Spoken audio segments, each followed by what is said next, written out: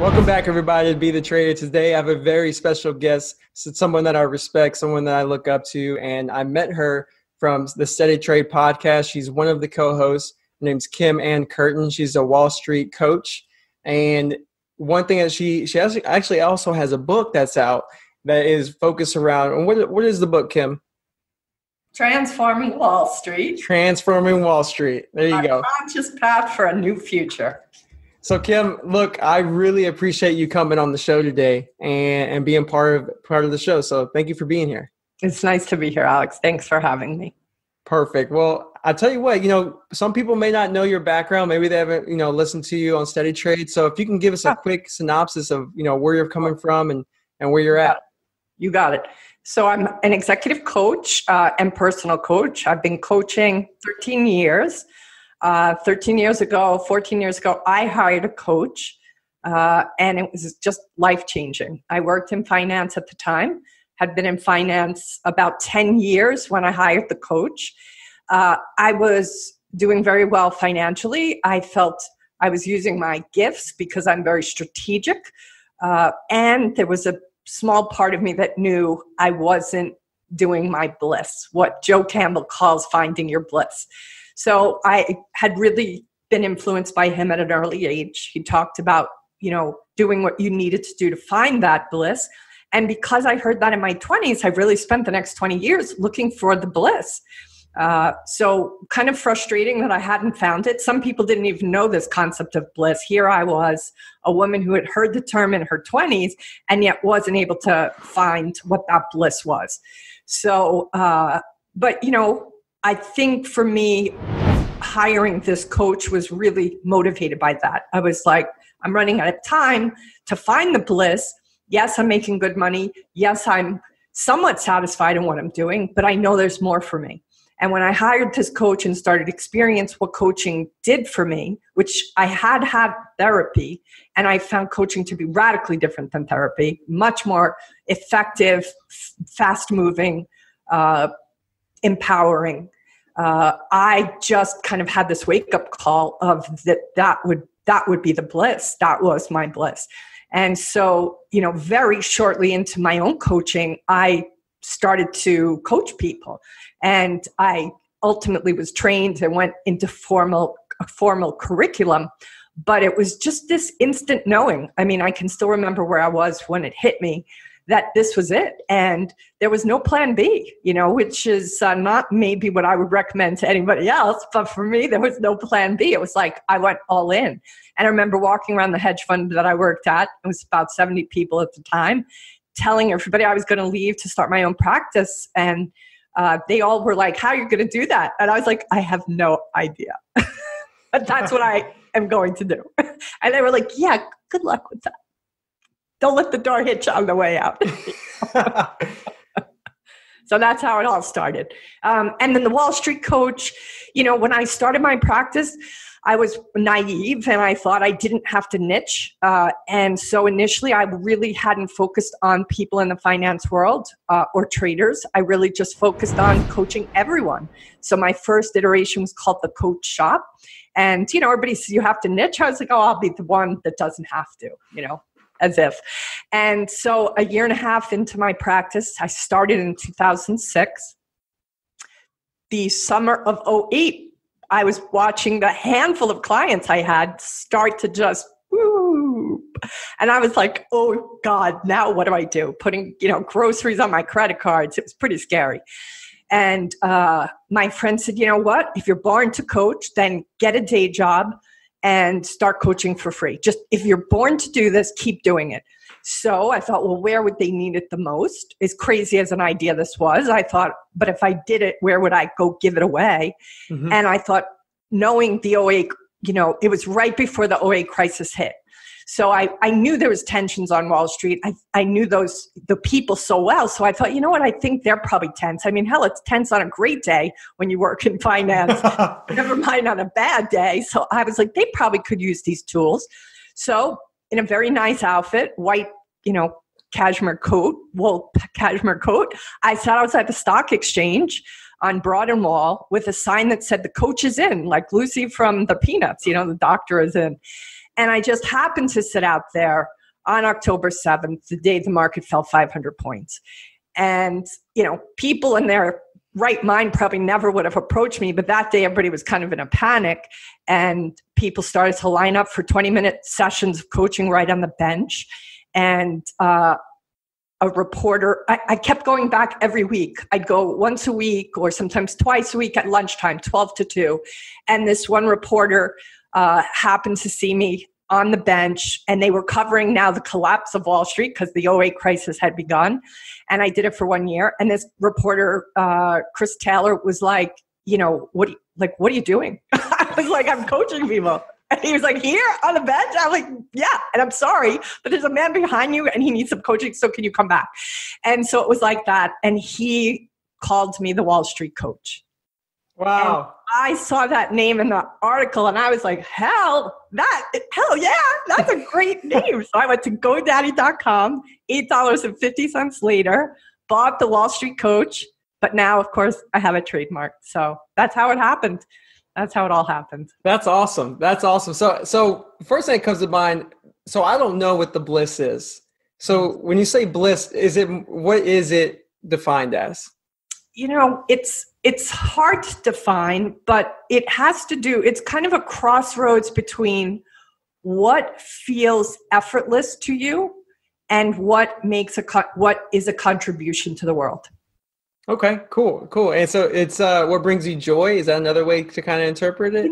Yes, you could say joy, but I almost want to say it is almost transcendent of joy, because joy is sort of in a place of like everybody likes joy, right? So bliss isn't even joy. It's almost beyond joy, because it means that you're in this place of just what you're born for. So it's not that you don't have joy, but you're not always having joy as you are in your bliss. Sometimes you are, I think the other metaphor I want to give around what bliss can look like are the athletes, the Olympians that are getting up at 3:00 in the morning and doing nothing but their workouts. Like when they're in the zone, Csikszentmihalyi has a book called Flow. It's also that kind of a state. It's a flow state. So joy, yes, but it's transcendent of joy, because you're not always joyful, right? When you're doing bliss, but you just can't not do it. That makes sense. That's a great explanation. Because I'm thinking like trading, I'm not always joyful, but I love it. And it's like something that it could be must do. Could be your bliss if it's a must do. Yeah. I think it's tricky, because there is that part of me that does feel it is a contribution to this world. But I think at the end of the day, we are a contribution to this world by breathing, by just being on the planet, right? Well, I think the podcast itself, contribution to the world, Absolutely. And to the community of people that you're speaking with and being honest with, and teaching and educating and encouraging, how can that not be a contribution, right? Right. But even you by yourself in your room, if you're doing something that brings you this sense of like, this is what I'm born to do, how can that not be reverberating out into the world?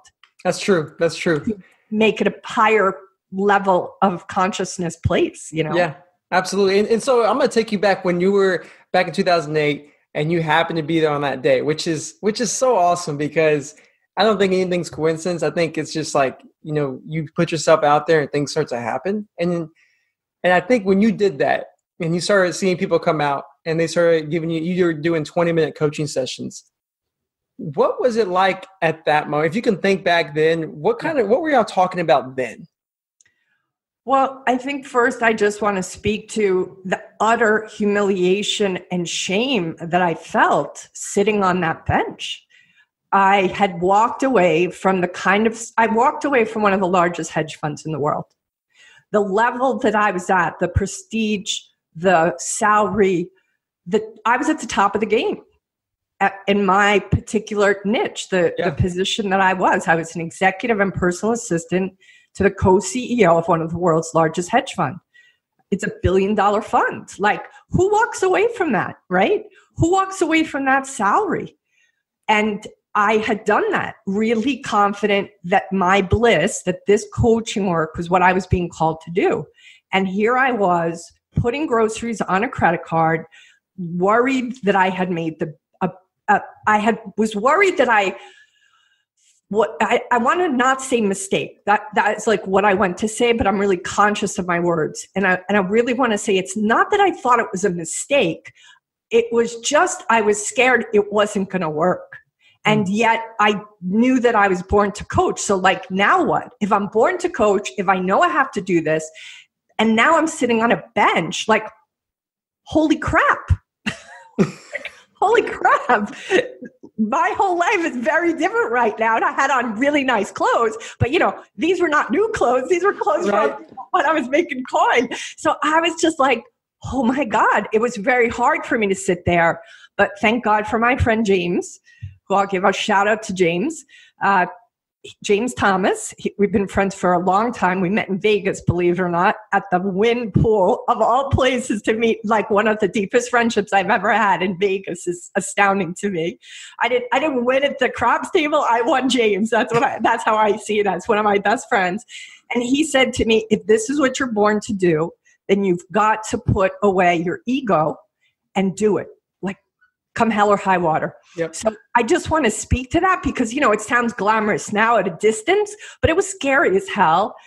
But I was so 100% committed. Like, there was no plan B. Yep. So I was like, this is what I've got to do to keep true to my bliss, then I'm going to do it. Yes.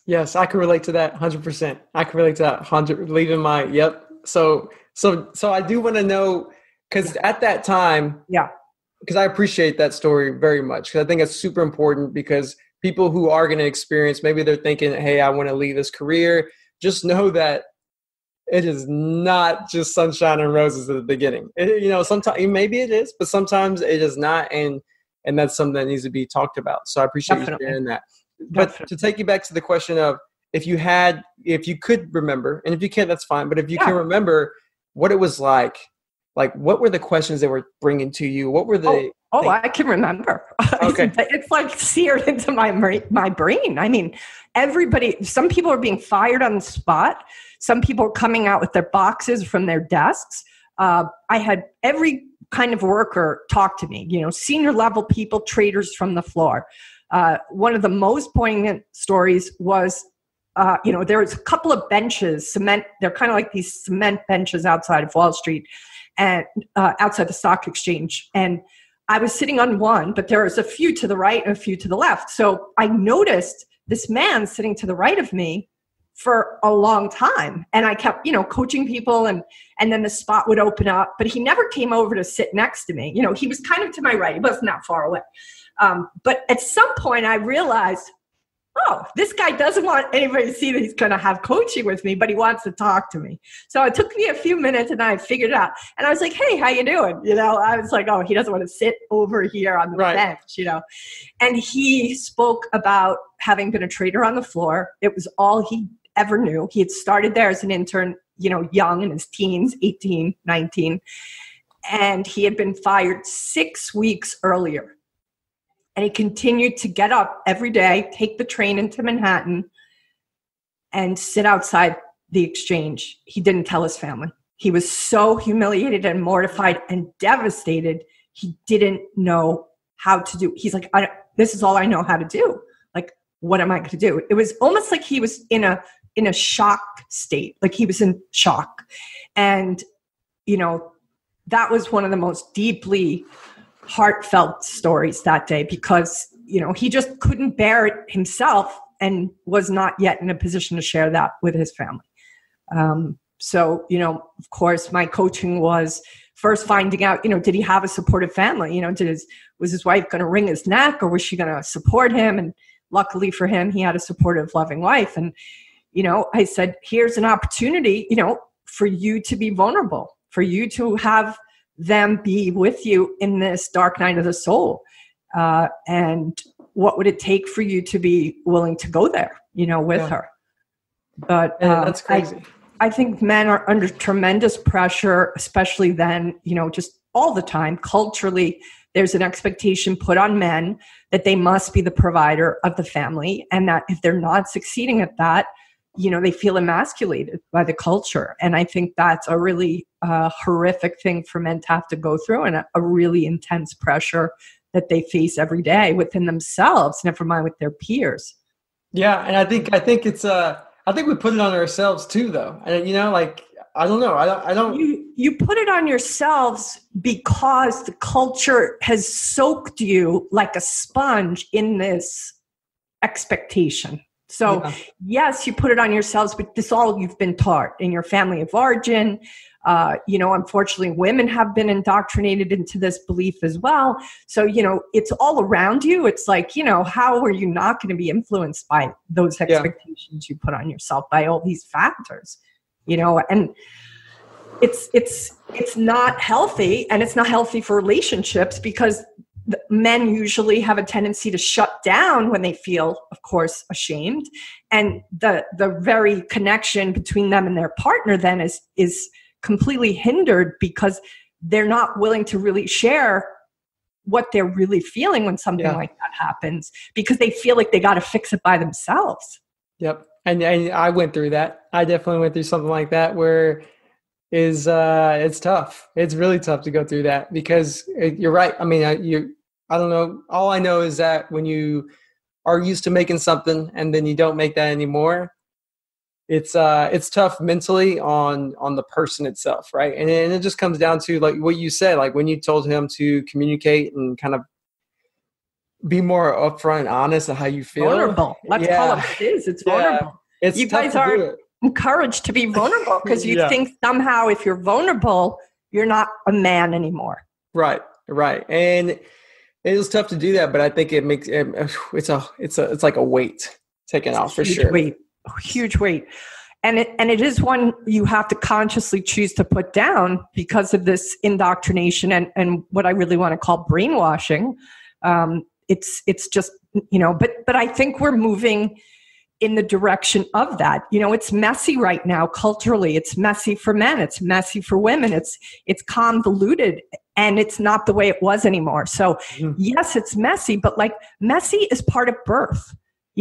Babies are not born into this world clean and in a pink little bow or blue little bow or a genderless bow. They're born with blood and screaming and pain, and it's a messy process, birth. So I feel we culturally are kind of going through a birth of getting out from under this kind of like really negative culturally expectations that are put on men, and women are having a birth too. So it's all messy for a while, but it's all for the best. That's it. I'm gonna steal that from you. The birth. Okay. I like that, because that can apply to so many things. So many things. I love that. Many things. So and I think because you have probably women are traders. There's no doubt about it, but we both know there's more men traders than not. I think it's just, I have empathy for men in a way. I think that maybe is not as common, because I feel, you guys are kind of like right now, it must be really hard to be like a man. That's all I want to say. Yeah. I just want to say, like, especially for like, I'm just all about empathy. And I have this tendency and ability for a long time, my whole life, to really be empathetic towards those who very few have empathy for. And what I do believe is that empathy is the key to transformation, not shaming, not making people feel bad about themselves. That, to me, is the antithesis of how transformation or change happens. Empathy is how transformation happens. So if you aren't getting enough empathy, then you got to start to give it to yourself and maybe change your tribe of people to make sure you're getting it. Yeah. And I'm curious, because you brought up like men and women, right? And you brought up traders, right? There's some women traders, mostly men right now. That could change. But so since when you're coaching people, right? You're coaching traders, right? Yep. When you have you have the men over here and the women over here. Have you noticed any differences between challenges they face, or are they facing the same challenges? And if they are, also, how do they handle them differently? I think if we want to be somewhat esoteric, the challenges are the same. Of course, women experience doubt in different ways than men do. And women have a different processing than men have. But if a woman has more challenge here, then a man has a harder challenge there. Like, so at the end of the day, if it's a law of averages, they're both suffering in a generic way that's the same. And so I think even with men or women that I'm working with, most times people are so hard on themselves. That men and women have in common. They both are measuring themselves up against an ideal that is not based in reality, usually. Where do they get that from? The culture, their family of origin, the people that surround them, social media. I mean, Gotcha. where don't they get it from? like, you don't even have to be on social media to still be impacted by social media. Like, it's in the water we drink. We're from a very young age on the playground. The girls are being taught something. The boys are being taught something by the teachers, by the coaches, by the kids on the playground. You're being constantly indoctrinated. And the ones that have hope are the ones that maybe question that indoctrination, that maybe get conscious to, I was taught XYZ. Test it. Is that true? Is that true for you? Is it true for everybody else? The ones that have a hope to not be kind of caught up in the matrix are the ones who ask some questions. But, if you start to ask those questions, you're going to have to be with some hard to be with answers. And not everybody's comfortable, or what's the word I want to use? A lot of people have not developed muscle. Just like you have to develop physical muscle, you have to develop an emotional muscle of tolerance for what's hard to be with. And if you don't learn that, well, good God help you as a trader. And second of all, good God help you with your life, because shit is going to go down. And if you don't have the stomach for it, what are you going to do? Mm-hmm. Yeah, Fall absolutely. apart, get built, find ways to numb yourself. I don't think in the end those things work. Right? I guess to, and I don't know if this changes the question, but tell me if this is the same question, but I'm kind of trying to find out, like, is there something men can learn from women traders and women can learn from men traders? Like, you know what I'm saying? Like, is there something that we can learn from each other? Yep. Definitely. I think what men can learn from women is that women have a skill set, and I do feel that this is kind of just genetically the way we're built. We do have an amazing ability to multitask. We also do have a tendency to have more empathy. And that, because we have been probably culturally conditioned to practice that empathy as well. This is not a scientific study that I'm giving you. It's just my experience of people speak. Like, women have a tendency to imagine what somebody else might feel like with XYZ. Maybe it's dispositional because of the way we're built. Maybe it's cultural. Maybe it's a combination of both. But think about how effective that is as a trader. If you are able to imagine what all the other traders are doing, what the cultural meme is out there right now, right? Just coronavirus alone. Like, if you can imagine, like, what's happening with every investor who's getting a call from their client going, holy crap, I want to sell XYZ or buy X. Like, people are having an emotional response. If you are sensitive to all of what that experience may be for everybody else, how does that not help you be a much more successful trader? Yeah, absolutely. I agree. Hey, what would you say they can learn from men then? I think men have this ability to have confidence in, the stats. I've heard the stats around, I think it's if you read a job description, men see one or two, let's say there's 10 things there listed that are required for the job position. If men see 2 of those 10 that they have, they'll apply for the job. I do that. Or they maybe have one skill set. I can learn the other 9. Yep. A woman will not apply unless she is absolutely 100% sure she's done all 10. That could be a disadvantage. Damn straight it could be. Yeah. That's a good point. That's a really good point. I didn't even think about that. That's cool. That's cool that you said that, because it really opens my eyes into the difference and what we can learn from each other. And I never heard anyone talk about that, so I appreciate you sharing that. Of course. I'm curious on what can you say, just looking back, talking to traders, and what would you say is, from your experience, would be one of, if you could pick someone without naming, right? Obviously, an experience where it was like, maybe you had a client who had a really big breakthrough in his trading or her trading. Mm-hmm. What was preventing that breakthrough, and how did they break through it?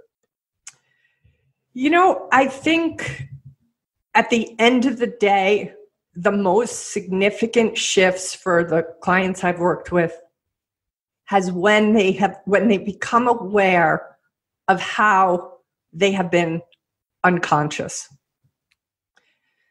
When they have been completely disconnected to the way they've been operating. In my experience, that is the biggest breakthrough. Most of the time, we do our trading, we do our life from a default setting. And to stop and pause and be conscious of what are the drivers that are moving us forward it can be game changing. And paying attention, not in a superficial way, but really paying attention to, are we motivated by fear right now? Are we coming from a place of scarcity?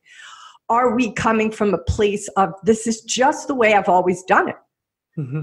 That to me has been the biggest breakthrough. And the story I want to give is this one, because it's such a great metaphor for how traders can be so caught up in their trading they can't even see how they're trading. It involves a daughter learning how to make a pot roast from her mother. And she watches her mother cut the ends off the pot roast, put it in the pan in the oven. She says, "Mom, why are you cutting off the ends of the pot roast?" The mother says, "Grandma always did it that way. I'm not sure. Let me call Grandma." "Grandma, why do you cut the ends off the pot roast?" The grandmother says, "I'm not sure. My mother always did it that way." So she calls her mother. Thank God they're all still alive in this story. And they call the great grandmother, and she says, "Because my pot was too small." How awesome is that? They're wasting all that meat. Correct. Why? Because it's just the way it's always been done. So if you don't question things, if you don't really look under the hood of what is going on for you with your trading, then you aren't really paying attention. And if you aren't paying attention, who's going to successfully drive down the street with their car if they're not paying attention? Dang, that really makes me think about, I don't know why this came to thought, but it really made me think about there's a lot of people out there who teach trading, right? There's tons of people out there who consult, who coach, and not the psychology side like you do, but like more of the strategy side, right? I bet I'm guilty of this, and I'm sure there's tons of people out there who can agree that we've probably accepted the way things have been done, and we've accepted their own faults, right? Their own mistakes, Absolutely. their own fears, their own blind right? spots. Exactly, and that's something that's like sticks out to me right now, because it's just like, it's really important to question things, because if you don't, you might be cutting off the ends of that pot roast. Correct. And the way, that worked for that great grandmother back in the day, because she had a small pot. But the point is, that was her experience. Maybe there was another pot in her house she didn't see. Who knows, right? But the point is, we have to question. And we've also been culturally indoctrinated to surrender to authority, to surrender to the expert. And we have a tendency, because of this cultural conditioning, we like to surrender authority. Why? Because when we surrender authority, then we also get to not be held responsible. Yep. And to be 100% responsible takes balls, takes a willingness to sit in the discomfort of what potentially you create for yourself. But because of, my very lucky, fortunate journey of going to Landmark, I'm a huge advocate of Landmark education. That is what began in a lot of ways my coaching path. It is an advocacy of taking 100% responsibility. And when you begin to take 100% responsibility, you wind up questioning authority, not in just a disrespectful to just be a jerk sort of way, but you begin to question, is the way they're doing it, like what you just spoke to, actually going to be best for me? And the first thing that comes to mind is the medical community. I had my first mammogram when I was in my 40s, and they felt they saw something on the x-ray. Everything inside of me felt not comfortable with the procedure they were recommending. And I struggled to find the best radiologist in New York City. He had a 6-week waiting period. All my friends were like, you have to do this procedure they wanted me to do. Everything inside of me was like, I don't feel I need to do this procedure. And I had really nothing to go on except that intuitive gut feeling. But it was because I had a willingness to question the authority. Here's the doctor. They're sort of on a pedestal, right? And it was more than one doctor. It was 3 doctors and two of these radiologists. But everything inside of me was questioning it. And I had very few people around me supporting my decision to not do it. And I wanted to get in front of the best radiologists. I'm a kind of a miracle worker. Like I will find the best radiologist in New York, but he has a 6-week waiting period. So instead of going the procedure, I went to his office 7 o'clock in the morning. He was affiliated with a hospital that was open early. I brought, he was obviously a Jewish man, so I brought him a bagel and lox. I brought my x-rays, and I brought flowers for the assistant who I was going to ask to break the rules. And I said, look, I'm supposed to be this procedure right now. Everything inside of my body says it's not for me. I'm going to ask you to make an exception and get my x-rays somehow in front of this doctor. And here's flowers for your trouble, and here's a bagel and lox to help the medicine go down with my request to him. And she cracked up laughing, and in 3 hours, that doctor called me. And do you know what he said? What? Your x-ray isn't even in focus. That's crazy. I can't see you, Kim, tomorrow, but I'll see you in a couple of weeks. Will I die in a couple of weeks? No, you won't die. Come in a couple of weeks. We'll do a proper x-ray and then see what has to be done. No procedure was needed. That's crazy. You got to question things. It really got to question. And that's, man, women's intuition is amazing to me. I really believe in that. I really do. I believe men have intuition too, but the intellect and the ego, lowercase e ego, wants to drive the bus. And so I think men maybe don't trust their intuition as much as they could because their intellect is always overriding it. How would one know that they're not trusting their intuition if ego's in charge? And then how would one practice? You want to become self-aware.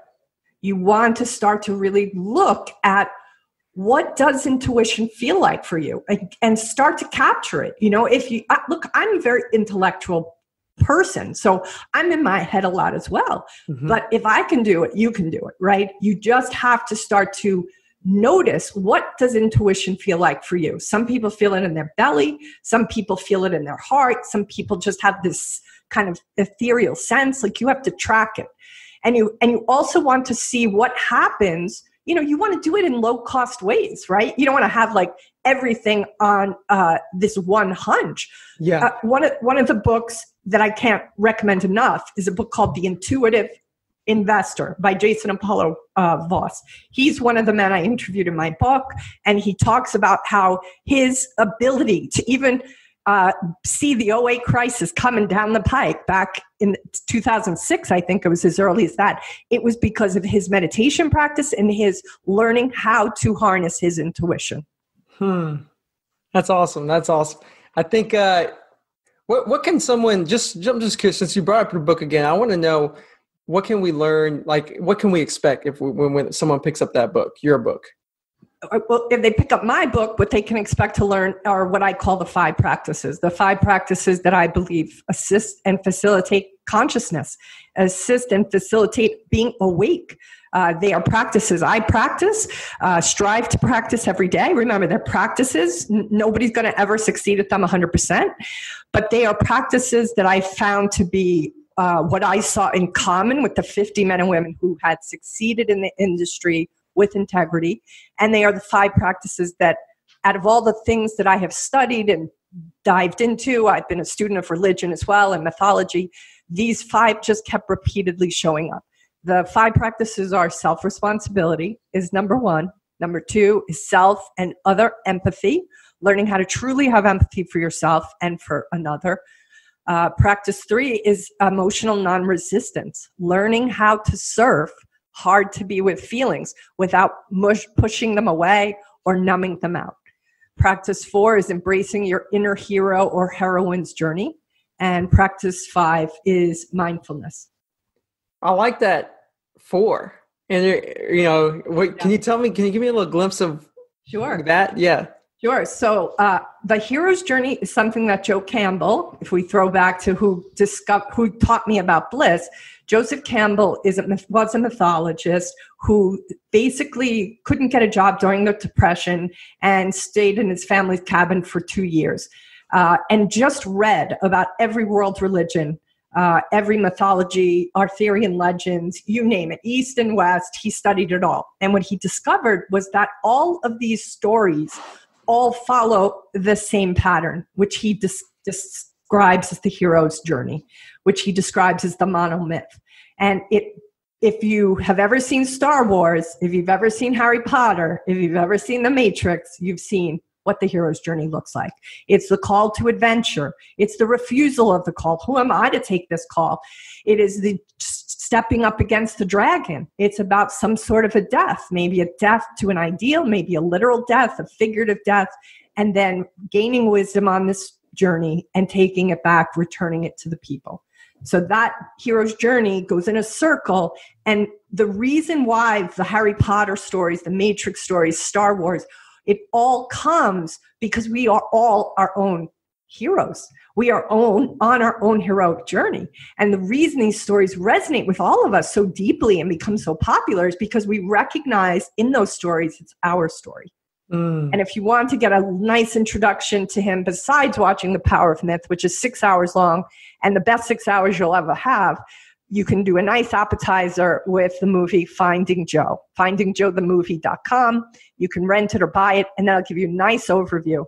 But boy, I'll tell you, when you're up against a really challenging day and you look at it through the lens of, what is this dragon I have to slay?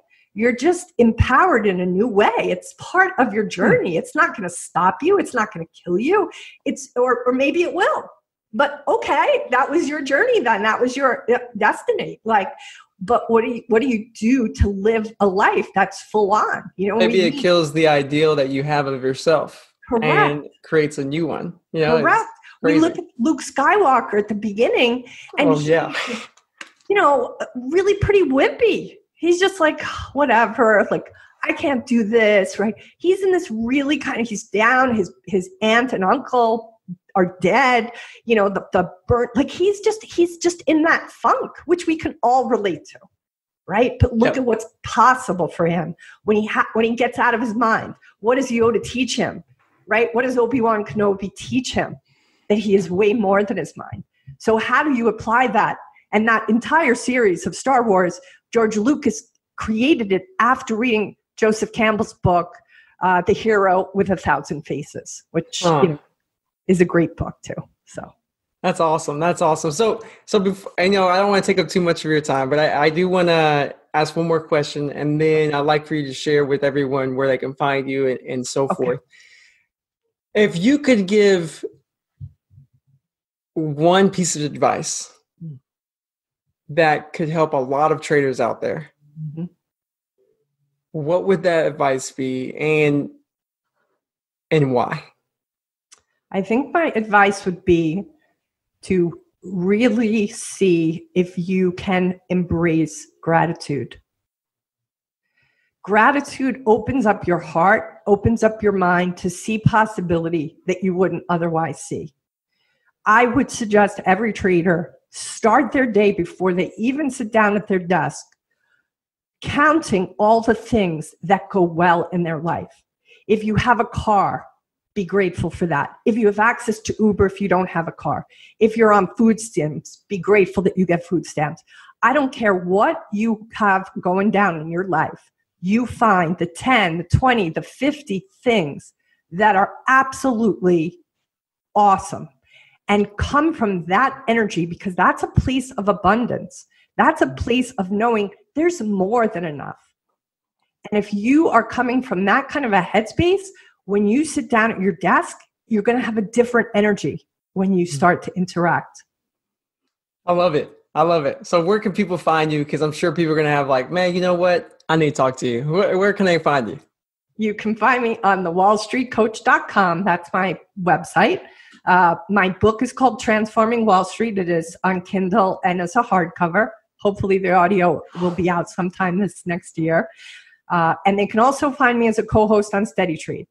Awesome. And just to let everyone else know, I mean, Kim, you helped me for a quick, I don't know, we had like a 20, 30-minute conversation and it helped me. That's all I can say. So I can say that it helped me a lot. And, you know, I know when it comes to coaching, it's the consistency that really matters. And so I really appreciate your help. I really appreciate you being on the show. And if anybody's out there who's looking for help, definitely reach out to Kim because she knows what she's talking about and she can definitely help you with that. And you'll find out in the first 5 minutes of the conversation with her, because I was like, whoa, I didn't even expect this to happen. I'm telling you, you will. So thanks so much, Kim, for being on the show today. I really appreciate it. And you have a great day, okay? Thank you. Thank you so much for having me, Alex.